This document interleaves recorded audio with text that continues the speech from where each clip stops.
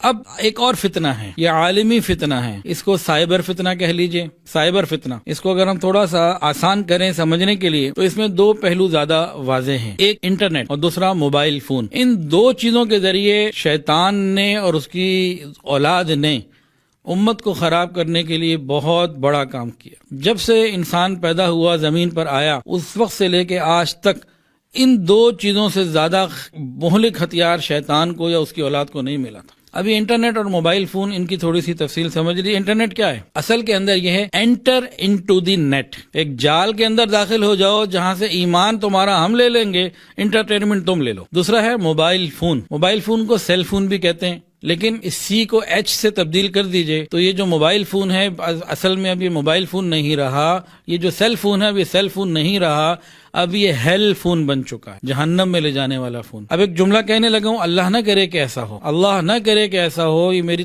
خواہش یا دعا نہیں ہے، لیکن جو حالات دیکھ رہے ہیں اس کے مطابق یہ بات کر رہا ہوں۔ کل قیامت کے دن ہزاروں اور لاکھوں نہیں کروڑوں لوگ موبائل فون کے غلط استعمال کی وجہ سے جہنم کی آگ کا ایندھن بنیں گے۔ قیامت کے دن کروڑوں لوگ سیل فون یعنی ہیل فون کی وجہ سے ہیل میں پہنچ جائیں گے۔ یہ جہنم میں لے جانے والا فون بن چکا ہے۔ یہ دو فتنے بہت بڑے آ گئے، پھر ان فتنوں کی آگے اولادیں بھی آ گئی ہیں۔ آج سے کچھ عرصہ پہلے صرف 4 فقہ ہوتی تھیں اور 4 امام ہوتے تھے۔ 4 فقہ کون سی؟ فقہ حنفی، فقہ شافعی، فقہ حنبلی، فقہ مالکی، 4 ہوتی تھی، امت آرام سے عمل کر رہی تھی۔ 4 امام تھے، امام اعظم امام ابو حنیفہ رحمۃ اللہ علیہ، امام مالک رحمۃ اللہ علیہ، امام احمد بن حنبل رحمۃ اللہ علیہ، امام شافعی رحمۃ اللہ علیہ، 4 تھے بس۔ اب کیا ہو گیا ہے؟ اب 5واں امام بھی آ گیا اور 5ویں فقہ بھی آ گئی۔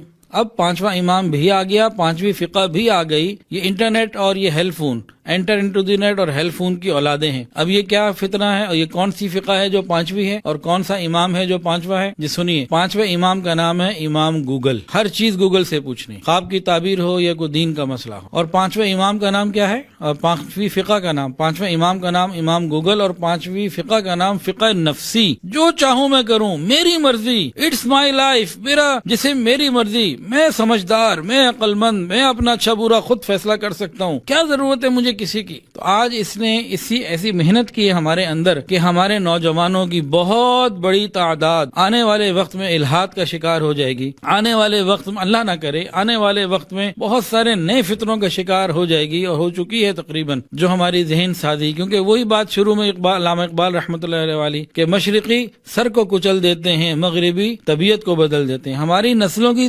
ذہن سازی ایسی ہو چکی ہے کہ وہ اب بہت ہم سے دور جا چکے ہیں۔ یہ ایک بہت بڑا فتنہ ہے، لیکن ہو کیا رہا ہے؟ اس سائبر فطرے میں آ کے ہمارے ساتھ کیا ہو چکا، یہ ہو چکا ہے، وہ بتا رہا ہوں، ہونے والا نہیں۔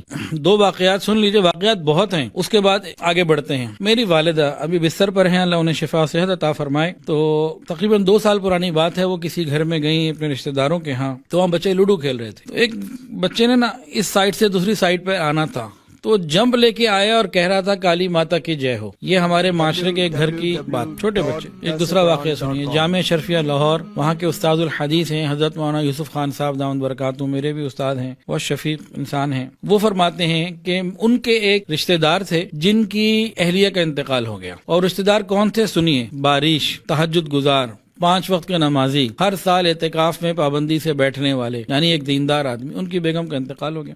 فرماتے ہیں میں تعزیت کے لیے ان کے گھر گیا، وہ جب مجھ سے ملے تو گلے لگ کے اتنا روئے کہ بہت روئے۔ میں نے تسلی دی، کہنے لگے حضرت میرے گھر میں میری ماں، میرے گھر میں میری بیوی کے انتقال سے زیادہ بڑا حادثہ ہو چکا۔ کہتے ہیں میں حیران ہوا کہ کیا یہ کہہ رہا ہے۔ میں نے کہا بھائی کیا ہوا؟ تو مجھے سائڈ پہ لے گیا، پھر خاموشی سے روتے ہوئے بتانے لگا، کہنے لگا حضرت میرا 5 سال کا بچہ چھوٹا والا بھی میرے پاس آیا تھا، مجھے کہہ رہا تھا پاپا ماما کی چتا کو کب آگ لگائیں گے؟ ہمارے معاشرے میں آگ لگ چکی ہے۔ یہ ایک دیندار گھر کی بات بتائیے آپ۔ اگر ہم اپنے ارد گرد غور و فکر کریں تو بہت کچھ ہمارے ہاں بدل چکا ہوا ہے۔ اب ان فتنوں سے ہمیں کیسے بچنا ہے، اس کی فکر کرنی پڑے گی۔ ہمارے گھر میں بہت بڑی آگ لگ چکی، اور یہیں میں آپ حضرات سے ایک بات پوچھتا ہوں، لفظ چتا آپ کو مطلب سمجھ میں آ گیا یا نہیں؟ تقریباً لوگوں کو آ چکا ہوگا۔ یہ آپ نے ممبر پہ سنا، یہ لفظ چتا کا مطلب یہ کیا عقیدہ ہے؟ قرآن میں دیکھا، حدیث میں دیکھا، کہاں دیکھا؟ غور کیجئے کہ کتنے ہم میں سے ایسے لوگ ہوں گے جنہیں نماز کی ہر رکعت میں سورہ فاتحہ جو پڑھی جاتی ہے اس میں ایک لفظ ہے انعمت علیہم، اس کا مطلب معلوم نہیں ہوگا، چتا کا معلوم، ولا الضالین اس کا مطلب نہیں معلوم ہوگا، چتا کا معلوم. یعنی ہمارے اوپر ایسی محنت کی جا چکی ہے میڈیا کے ذریعے کہ اب ہمارے عقائد تک ہلنے لگے ہیں. تو اللہ تعالی ہماری حفاظت فرمائے. تو اس قسم کی چیزیں بڑھتی چلی جا رہی ہیں، اور موجودہ تعلیمی نظام اس کے اندر ایک اور چیز پیدا کر دی گئی کہ ہر آدمی،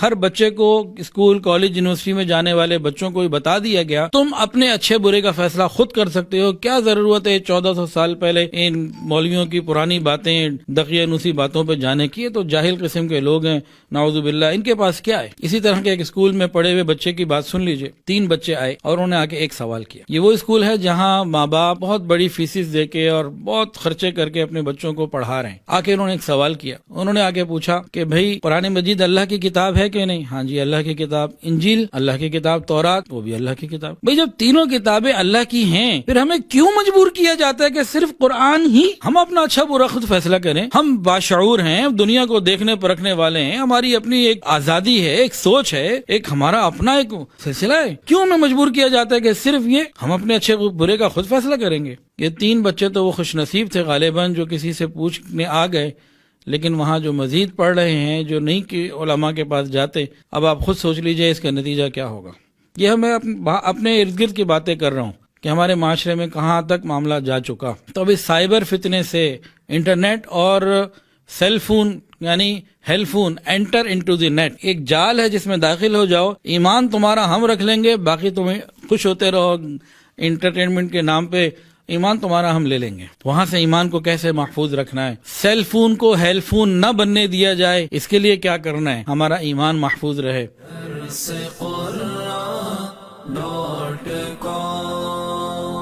www.darsequran.com